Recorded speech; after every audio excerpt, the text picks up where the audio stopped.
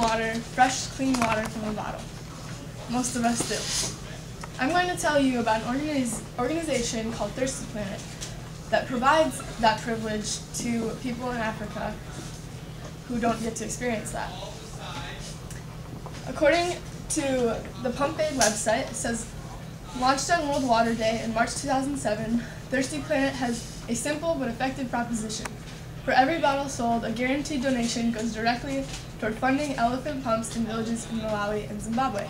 And that's precisely what they do.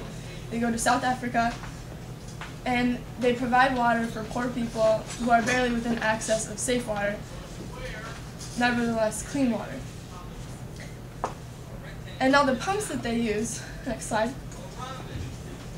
The pumps that they use, Thirsty Planet works with a company called Pump Aid, and they build these pumps called elephant pumps. And they're built simply so the locals can fix them on their own with their own raw materials once Thirsty Planet's left. And the pumps can serve 500 people with at least 20 liters a day. And you can see that it's an easy structure. And the bottles that Thirsty Planet uses, they use PET plastic, which is a lightweight plastic, and it can be easily decomposed and easily recycled. And the bottles weigh 17 grams compared to your average water bottle that's 20 grams. And the bottles that are sold are for customers in the UN, and they're found in cafes and schools and airlines. Next slide. And according to Thirsty Planet's website, they say that their goal is to supply at least 10 million people by 2015 with water. And Pump Aid wants to install 1,000 pumps over the next year, which would be 3 pumps a day.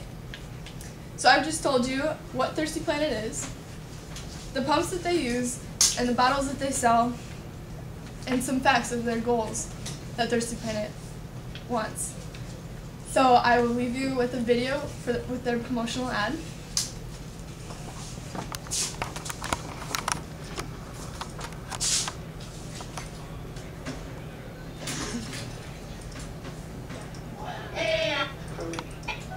It's about the people in the West to engage and working partners. So we need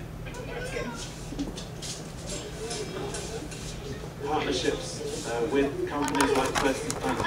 A really great way for people in the West to engage with what's going on when they buy Thirsty Planet and know that it means clean water for life.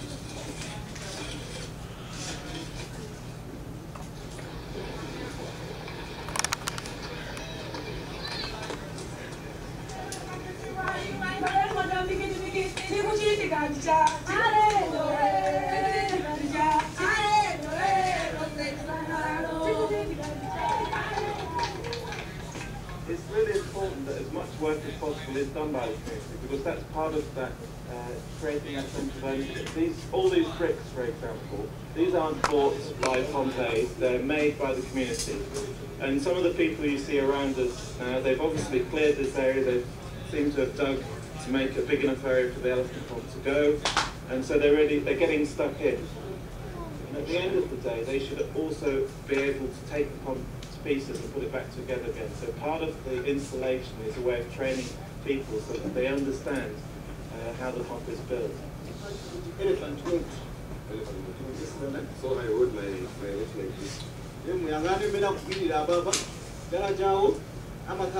this. The reason how it's empowering people, the cost of it is very cheap. They're very quick to put up. They're involved in the local community. You know, someone will go to a village and see what's happening and then petition Pump Aid. It's not like they're turning up in a big van saying, you know, who wants our help? Because I think a lot of organisations are not really as just culturally aware. I've grown up in an African setup, and most of the time, my own sisters could maybe miss a day going to fetch water some distance, and in some cases you find even people being raped because they're traveling large distances.